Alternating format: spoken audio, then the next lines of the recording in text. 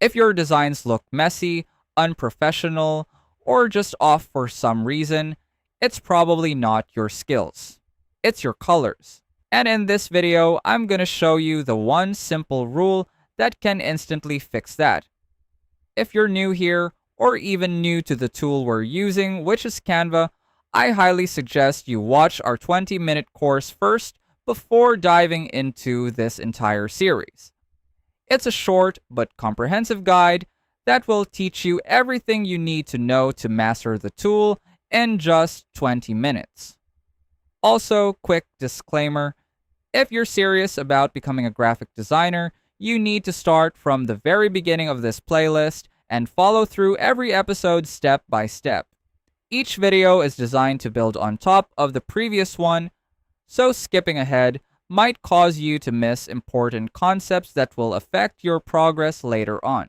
Now in this episode, we're going to talk about why your designs look bad and how to fix it using the rule of primary, secondary, and accent colors. And the goal here is to help you create cleaner, more professional looking designs, even if you're just starting out. Before we get into the actual process, it's important to understand why this matters. Most beginners don't struggle with tools, they struggle with color. They either use too many colors, pick random ones that don't match, or don't have any structure at all. And that's exactly what makes a design look messy or unprofessional. Once you understand how to properly use colors, your designs will instantly look more polished without needing advanced skills. So let's get into it. First, what you want to do is choose your primary color. This will be the main color of your design, the one that dominates most of the layout. From there, pick a secondary color that complements your primary color. This will support your design and add variation without overpowering it. And finally, choose an accent color. This should be used sparingly to highlight important elements like buttons, key text, or anything you want people to notice immediately. When I first started using Canva, I used to just drag random elements onto the canvas and hope it looked good. Sometimes it worked, most of the time it didn't.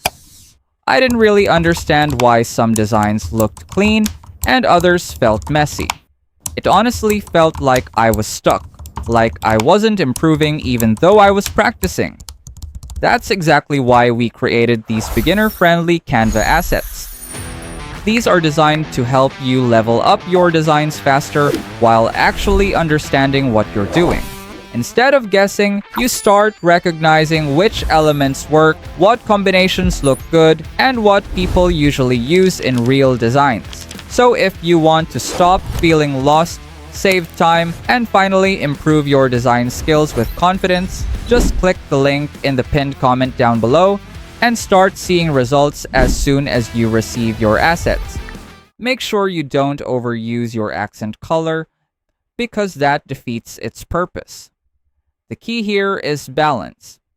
Stick to these three colors and avoid adding unnecessary ones, especially if you're just starting out.